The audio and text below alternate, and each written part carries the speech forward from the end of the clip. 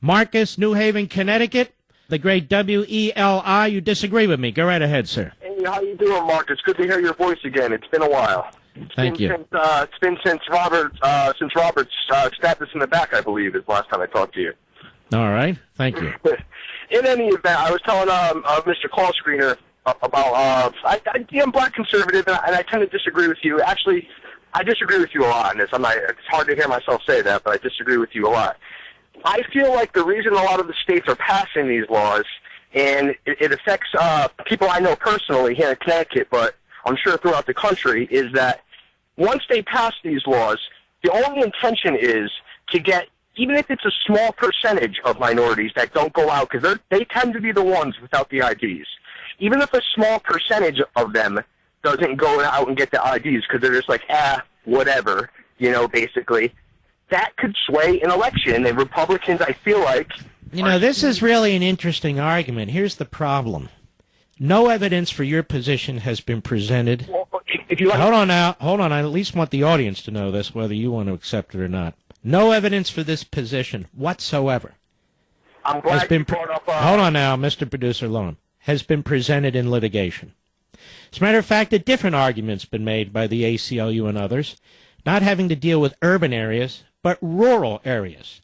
That some people live so far away, and they found a grandmother who lived far away, and they said, well, she couldn't get access to a photo ID, and it turned out that was false. But in any event, these laws, like all laws, are intended to reasonably accomplish their ends without being discriminatory in any way. Go ahead, Marcus.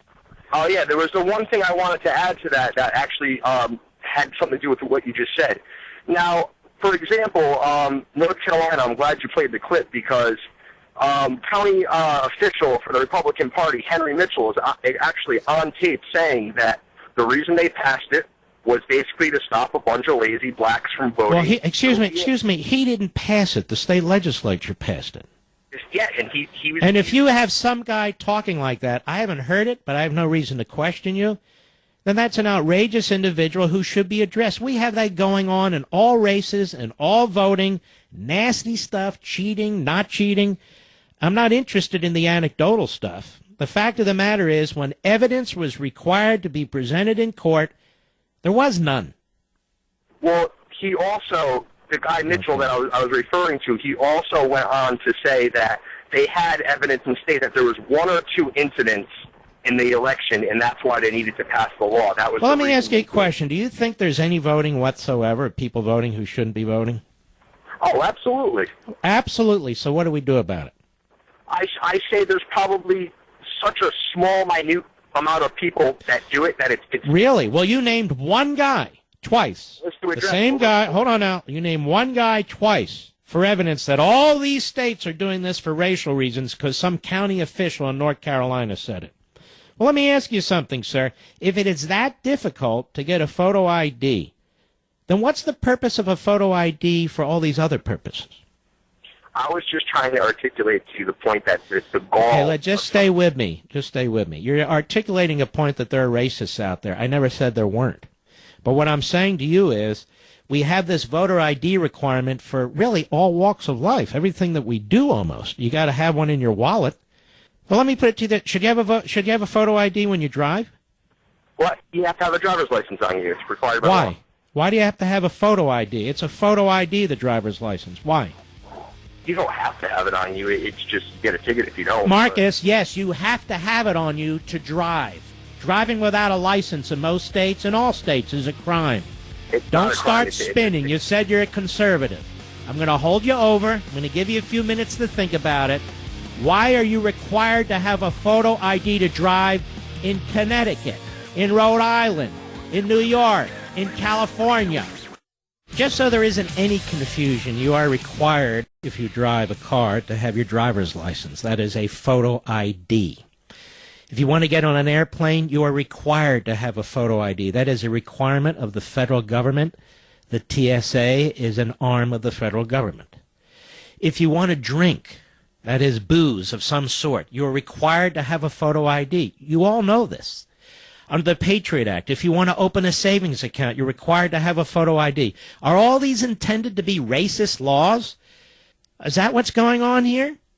So less minorities will fly on planes, less minorities will have automobiles and the ability to drive and be mobile, less minorities will have access to booze or whatever. Is that what's going on here? A punishment? A tax at every level? A poll tax for voting?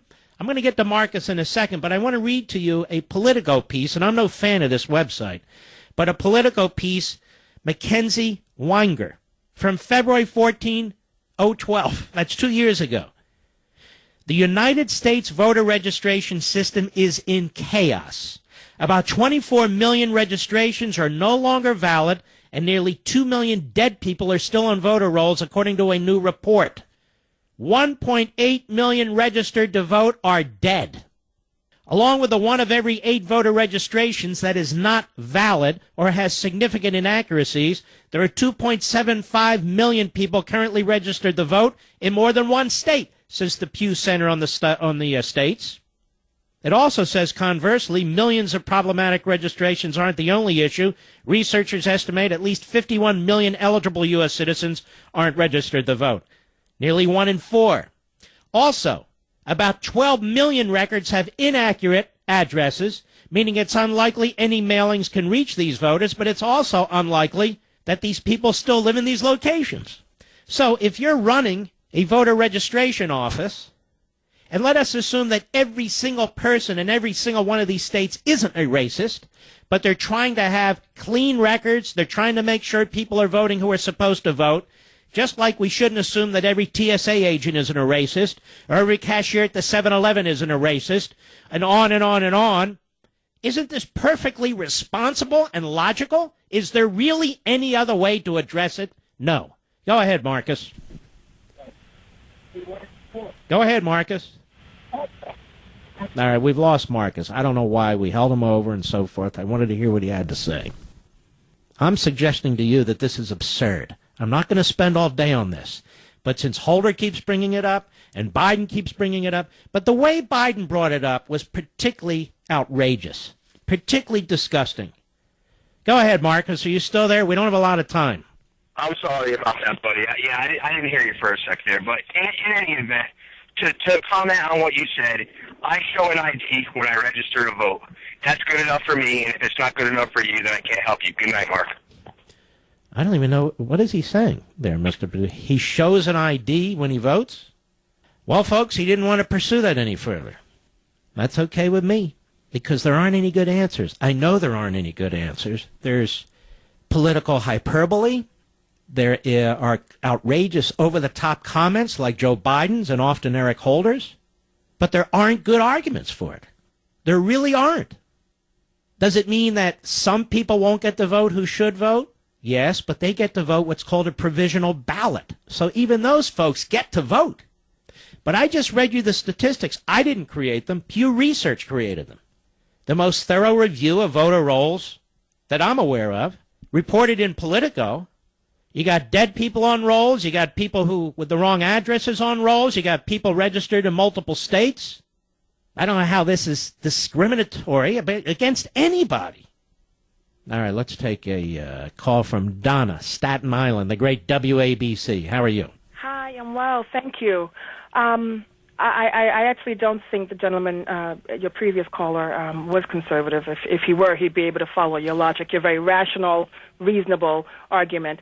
What we're asking for, this voter ID, the voter ID laws are not in any way racially discriminatory, and I say that as a black woman.